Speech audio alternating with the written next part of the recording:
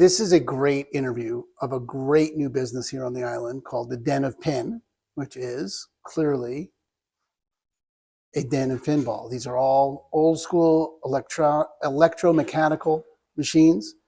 This is a primo new business on the island. Great thing for people to do. Mo is spectacular. This is a passion project that is just so right on for the island. It's cheap. $10 gets you all day in here. All the games are free. It is spectacular location. It's a great interview with Mo. So for those of you looking for, well, what can I do on this island with kids? Kids from 8 to 80 love this joint. Check out this interview. Mo, this is so fucking cool. Well, I'm glad that you think so. I think so too. I just so appreciate, I mean, you know, as my kids are all older now, so it's not something that, you know, they're all off island and doing their own thing, but there's nothing for kids to do on the island. And this is such a cool space. Yeah, well, yeah, I appreciate that, man. We kind of do our pricing for, we have one price, it's kids price, and that covers 8 to 80. So a lot of the people who come out and play are kids of all ages. Yeah, right.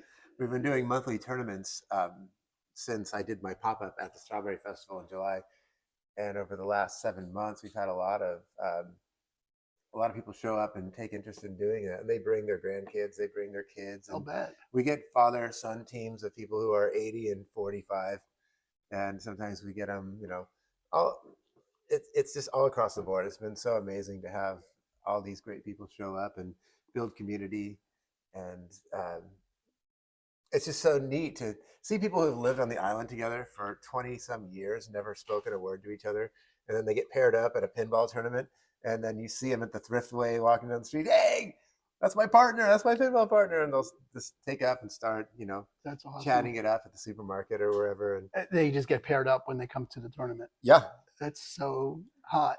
And so a pop-up, does that mean you just had the machines and you just brought them here, or you brought them where? No, that was a nightmare. I'll bet. Absolutely, it was fun. It was a lot of fun, and a lot of the people I met from that pop-up are still in. I still interact with them all the time. They're still interested in what we're doing, and they're still supporting what we're doing, and that support is just so important. And I can't really say enough about it. But to see people come in today that were at the pop-up, I've been following your journey on Facebook for the last 7 months, and we're really excited that you were able to get this going. It's just the pop-up thing was not sustainable. No, right. I mean, it's too much equipment. I mean, it's ridiculous. Yeah, I mean, I had half this for that, and it was a rental on Thursday for setup, and then Friday, Saturday, Sunday, and then Monday was our breakdown day, and it was just too much. Yeah. It was just, and it's a great location for it. Yeah, it's great. Tell me about how you got into this, how long you've been interested in pinball like this, and give me some of the background that had you say, yeah, this is what I'm going to do. I've been interested in pinball my whole life. I've been with my wife, Jacqueline, who grew up here on the island, and she and I have been together we've been married for 20 some years, and then together for even longer. But in that time, decades, every year she would ask me what I want for my birthday, and I would say, I want a pinball machine with a bottle of Campari on top. And so every single year I got a bottle of Campari. And it wasn't until the pandemic that I decided it was time to pull the trigger and get a game for the garage. And I'm going to totally just simplify everything till now, because it goes about how you think it would go. I bought a game and it was too big for the garage, so totally normal. Right. And so I traded it for 2 other games that were electro-mechanical, totally normal.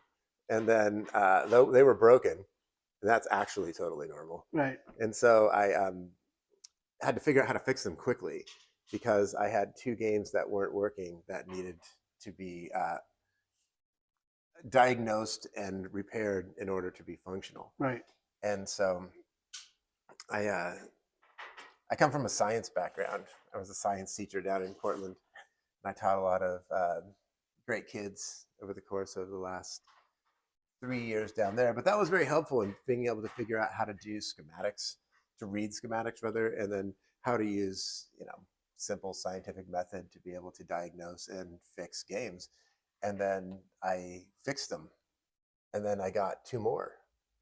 And then sold one and traded them for two more games that weren't working. And it just kept spiraling. Every couple months, I would get another one completed. And eventually I just stopped selling them. And just, if you've ever collected cars or motorcycles or anything, it's like, oh, look at that. It's a great deal. It's only $450. You just need to fix it up. And then you fix it up. And it's like, oh, I can sell this for $10,000. But you're not going to. But you're not going to, ever. You're going to keep it, and you're just going to have to invest that money in a bigger garage. That's the great thing about Vashon is that there's so many outhouses everywhere. Outbuildings, I should say. Everybody's got like 4 garages. Like on their property. So. And who doesn't want a pinball game in their garage? I mean, and who doesn't want a garage full of pinball games? Everyone does. It's a very Vashon. So that was one of the things that we were looking at when we were trying to lock down a rental. Is there a place that's big enough to use as a workshop? And we found a great place out on the north end, and it's not far from here, so that's great. The commute is wonderful. Sometimes you get backed up by deer, and so you have to wait for traffic jams to clear. I often at the stop sign behind 6 cars thinking, I can't deal with this traffic. This is too much. I can't. Yeah, it's ridiculous. It's ridiculous. 6 cars. What am I doing here? It's really gone to pot. It's crazy. But, so we found the place, and it was great all summer. And then we had many, many tournaments. And then as the weather got dastardly cold, the only means that I have for warming that space is a wood burning stove, which works great once it gets working. But to get up in the morning and go out there and get the wood chopped and start it and go out and tend it all day long until it's warm enough to go out and, work fine motor skills and, handle small parts with dexterity and confidence and precision just takes time for the space to accommodate that. And what I found is that it's just it's not sustainable in the wintertime. So that sort of forced my hand to moving in this direction. Into a real space. Into a real space. And I thought, I don't want to sell them per se, but it would be great if people could come and enjoy them. And that's my buddy JP in the back who's helping me out today. He's like, this is all credit to JP for everything that he's done for us here at the Den of Pin, because it's his expertise and his knowledge that he's led us so graciously is one of the reasons why we've been successful so far. So I just want to give shout outs to JP. Shout out JP! Thank you. Woo woo! What was I talking about? I totally forgot. The pathway to this space. Oh yeah, and I thought, okay, so they need to be played in order to stay tuned, and I don't play them enough by myself to keep them in tune, especially when the weather starts getting cold and the garage drops. And that was a whole fiasco, was keeping the place temperature, regulating the temperature and getting them enough plays that they stay tuned up. And so we did the monthly tournament. We still do the monthly tournament. The monthly tournament will always be a thing. As long as I'm alive, we'll still do the monthly tournament. And it was great to get out and have the games played. It just put a little emphasis on the fact that they need to be played more than once a month. And talk to me about that. Who knew that pinball games needed to be played to stay in tune? What is that? How is that even a thing? Well, there's a lot of moving parts in an electromechanical game. And when they sit idly, they sort of have a tendency to go out of sync. So the more they get played, the better tuned they are. In fact, a lot of times when you have a problem with a game, you can just keep playing it and it'll work itself out. Really? Yeah. Who the fuck knew that? Well, JP knew that for sure, because he's a genius. But just keeping them played and keeping them played keeps them happy. And when they're happy, they're fun. And when they're fun, then that happiness translates to people. This is going in a weird direction, but you see what I'm saying? I'm in a hermeneutic circle here with logistics, and it's just,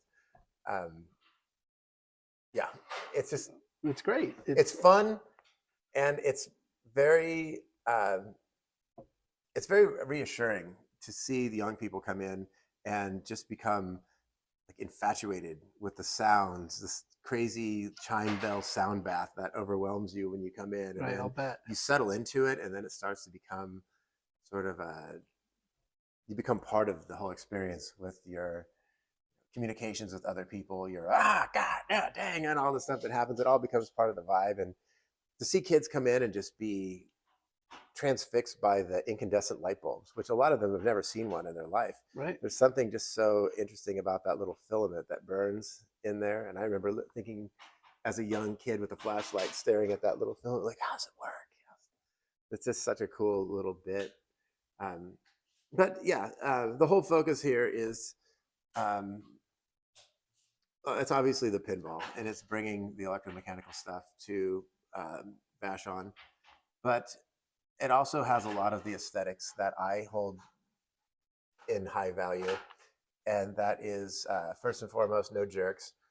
But I wanted this to be a place that has significant, you know, social media technological decompression sort of chamber where you come in and we're cash only, so we're not dealing with credit cards. I've just got the, you know, old school ring up cash register. So there's no cards, there's no Wi-Fi, there's no TVs, there's no video games, there's no anything like that. Like, I wanted to focus as much about making it an EM experience as possible, and EM.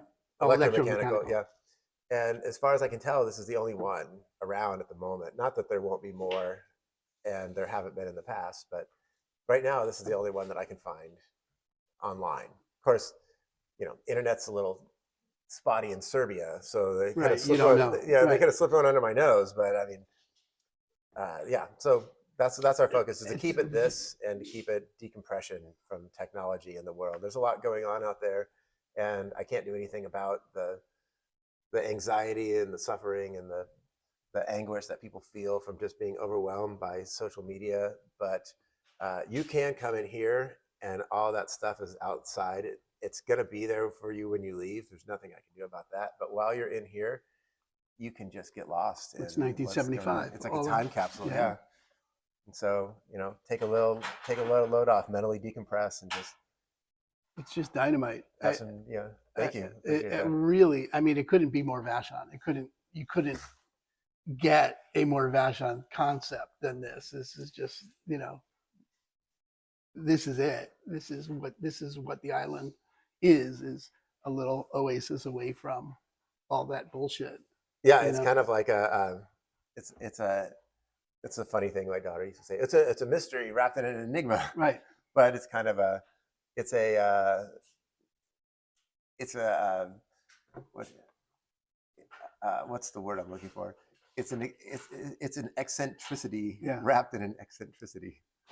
it's very cool, and it's got that authentic. It's got that authenticity. You know, this is something from your heart. There's just that space to it. You know, Yeah, where it's got that. It's not quirky to be quirky.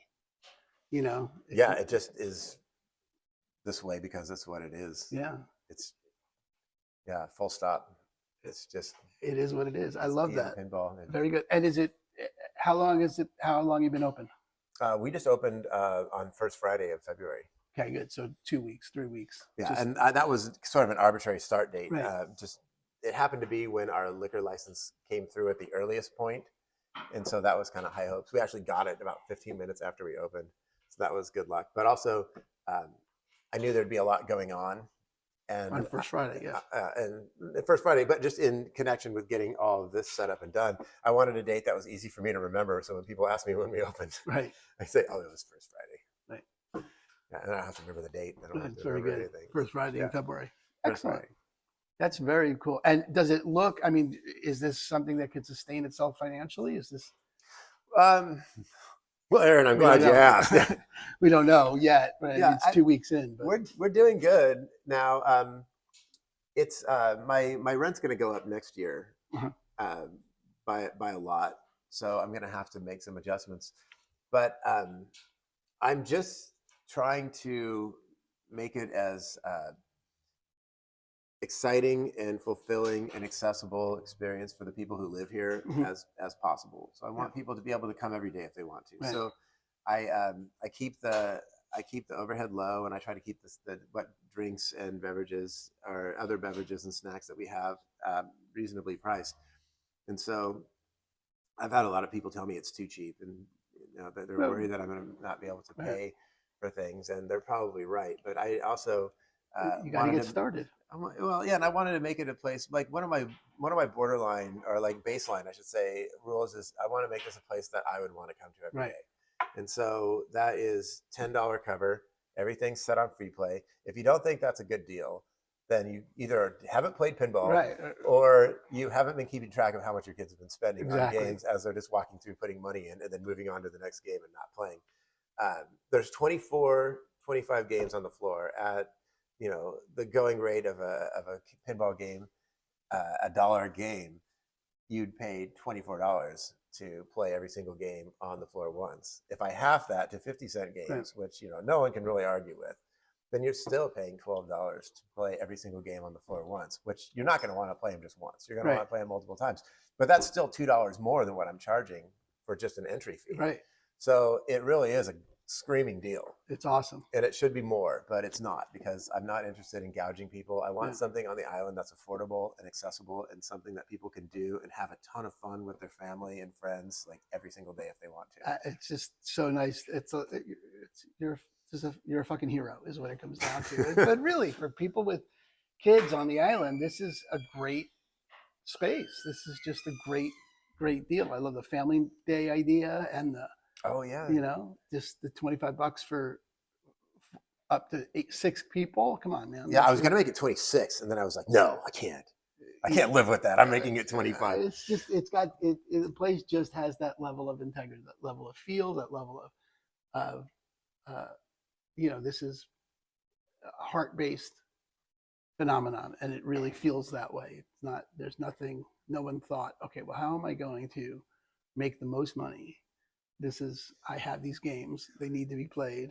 Yeah, on every level. Not only for themselves, but just because electro-mechanical pinball needs to be played. Yeah, I mean, I am not ashamed to say this, because it's the truth. I am a good science teacher, and I am a good pinball technician, but I'm not a good business person. So I need to get better at that, so that I can do my due diligence to keep this place You got a low rent to get started, and it'll build as it builds. It's clearly gonna, if you keep that true north, it'll all work out. I'm glad you think so, because I think so too. And I feel like in the world right now, we need to have some unapologetic optimism. Yeah. And just having some guts to just dive headfirst into some silly, beautiful thing that doesn't make a lot of sense, other than it just makes you happy. If there was a logo or a slogan we could get for the island, that's what I would choose. That's not just a weird little place that exists because we wanted to exist this way. Yeah. And all the the nattering about the island going to hell with the new people, or all that bullshit that goes on, I don't see it. Which new people? Exactly. I mean, I've met a lot of folks since I've opened this place up, and they've all been absolutely fantastic. A lot of them are new people, and it's just nattering. It's keyboard warriors complaining because they have nothing else to do. Yeah, well, they have no influence here. Right. That's great. I love it. I guess you don't have enough data to answer this question yet, but I'm interested in finding out over time. Come back and I'll ask you later. But how often do you have to tell people what FTS stands for next to the Heineken? That's the question. No one's asked yet. Really? Yeah, I think that's either because people are big David Lynch fans, or they're just embarrassed to ask. Just embarrassed to ask. And so it's not something I'm going to say when there's kids around. I'll just tell them. I'll kindly and gently urge them to go watch or rewatch Blue Velvet. That's all there is. I mean, I saw that on your sign, and I thought that it completely expresses the vibe you want to express right there, because you got the Pabst, and then you got. Yeah, I've got a buddy who lives in Seattle. my buddy Brian Applegate, he works in the city, and he is a old friend of mine from back in Portland, and so he moved up here some years ago, and he was in a band that did a song about that, and so I was listening to it, and I thought, you know what, this is perfect. You have to put it up there. I'm putting it up there. Just have to. It is really expressive. I mean, my first time in here, and that's the thing that struck me, like, okay, you know what time it is. It's perfect. It's perfect. Yeah, I wanted to kind of litter the place with all sorts of, like, hidden gems and innuendo and stuff that, it'd be great if you came in and noticed something different every time. Yeah. But we're still getting there. Yeah, you're gonna need some Tommy memorabilia somewhere at some point.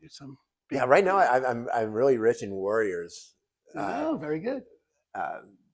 Paraphernalia. Yeah, that's also a good call. So I'm waiting to make enough to get the poster framed. Okay. And then that's going up on the wall over there. Great. But yeah, we have some new T-shirt designs with the Warriors with the bottle, but they're pinballs on the hands. Yeah.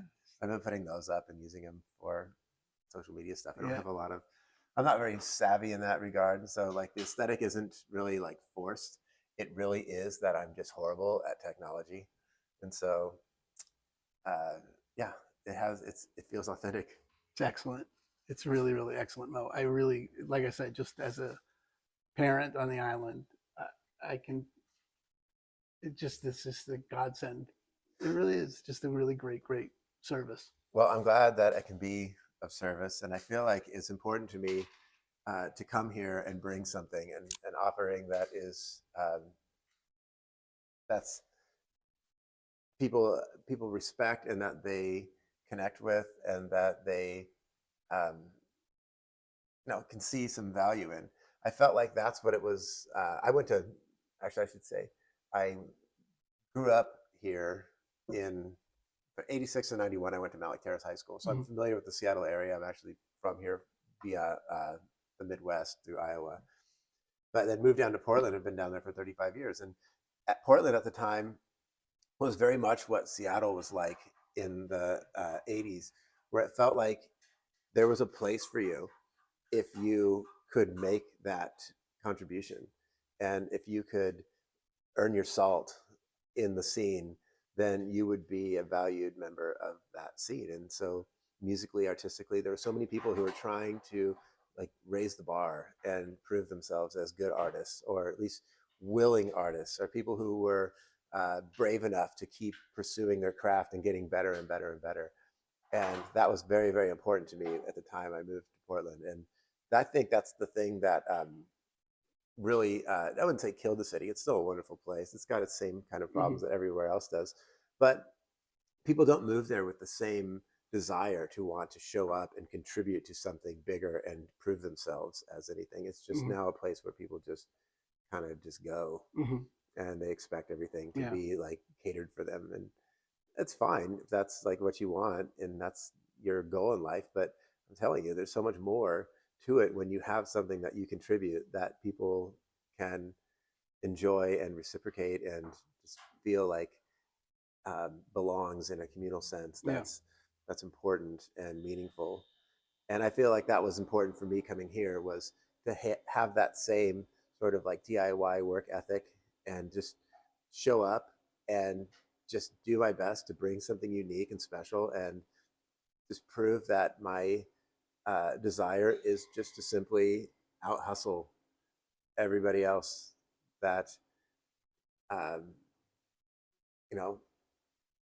that turns out there is no other electromechanical pinball arcade, so I don't have to out hustle anyone. Right. But it still doesn't mean that I want people that come here to know that I'm working hard for them and that I appreciate them coming. I will say your name. I will learn your name. I will thank you every single time that you come in here for supporting this crazy, sort of fun, superfluous project. It's a passion project. It's a passion project, and it's real meaningful to me that people come in and do support it. And I will do everything in my power to give them the best experience that they can possibly have. And that's very, very meaningful to me. So, yeah, and it's obvious. I mean, it oozes that quality. So, yeah, we've been here since What time did we get here, JP? 8:30? Yeah. And I'll leave here at probably 8:30. And so we're just doing little things to try to make every single time you come in here a little bit better. It's great. So that's the goal. I have to hire somebody eventually. Yeah. It's too much for an old guy like me to keep up with. Like I'd be much happier in the technician capacity and then just hang out and like one of the parts in the Rocky movie where he's training Tommy, where he just has the restaurant and he walks around, just talks to everybody. Like I totally want to do that. Like that's gonna be my thing. It's like, hey, how's it going? Yeah, let's play some pinball. Excellent. All right. Well, we'll have to get you the big Elton John glasses and it'll be great. We're working on getting some food right now. I just want to mention is I want to do hot dogs because I feel like that's the perfect thing for the space. Yeah, it needs a hot dog roller. And it's an homage to Shorty's. That was the first place in Seattle that had pinball in a significant way that made me feel like, I mean, there's other things going on, but as an outsider from Portland coming into town, like that was the place that I connected with. And it just kind of reinvigorated the whole like passion I have for pinball, and just seeing that space come together throughout the years has just been very inspiring. So like not a dig on anybody else who was doing it at the time, and I'm not ripping them off, but I just think that it's the aesthetic that fits. And if I can bring people in who notice a connection there and just send them to Shorty's and say, hey, this place really inspired me to do great stuff. And it doesn't mean I am doing great stuff, but it inspired me to do great stuff. I think you are doing great stuff. Well, I appreciate that. Yeah, and I think the community is gonna back this. I think this is I think it's a real win for the community. I hope so. Like I said, I haven't been able to find one anywhere else, and so in that regard, it is very unique to the island, and it's just unique for anywhere. Yeah, it's unique. But yeah, this is my little playground. Great. Well, I wish you well, and I hope it fulfills your intention, and that the island really does support it to the point where it is sustainable. That 5 years down the road, this is an institution, and it's as important as the hardware store or the Ruby Brink or any of the places that really have established themselves as icons or cornerstones, foundational pieces of what there is to do on this island. So I love it. Well, I appreciate that. Yeah. And I should mention really quick, one of the more interesting community-based sort of aspects of the space is my focus on education through the lens of an educator is lends itself towards wanting to teach more. And so we're going to be doing workshops here. It's open for people who you don't need to necessarily own a game if you don't want to. You can just come and learn about electromechanic pinball, inner workings and physics, and you can maybe get a game yourself, bring it in for a workshop, and then we'll use it as our example piece. And then maybe by the end of the workshop, you'll be taking home a fully functional pinball game. Cool. But it's been a lot of fun. There's been a lot of interest. So I always have one game set up that isn't playable. It's just for demonstration purposes. That's that one right there. Great. But yeah, people have shown an interest, and I like to share stuff that I know, and it's just a lot of fun to work with people. That's one of the things that's, I think, unique about this space is there's lots of great places to go and sit and chat and have a drink or dinner or whatever, but there's no place really to go and do something with someone. And I am one of those kind of nervous people that has a tendency to be more inclined to hang out if I have something to do with someone rather than just sit down and talk to them, because usually takes about an hour to hear someone's whole life story. And then the more you hang out, it's like, it's like, but when you, like right now, it's like, Aaron, let's go play some pinball. Right. And then all of a sudden there's a million more things to talk about because you break the ice and it just starts to flow and it feels natural and it's fun. So having a place to come and go, actually do something. Or if you don't feel like playing, you just come here and sit and just have a beer and watch your kids play. Let the sounds wash over you. Watch your well-behaved children play. Yeah, of course. Yeah, it's great. Yeah. All right, Mo. Well, thanks for doing this, and thanks for sitting with me. Yeah, thanks for coming by. I really appreciate it. I really nice to meet you. appreciate the opportunity. Thank you. Yeah, thanks, man. Thanks. Yeah.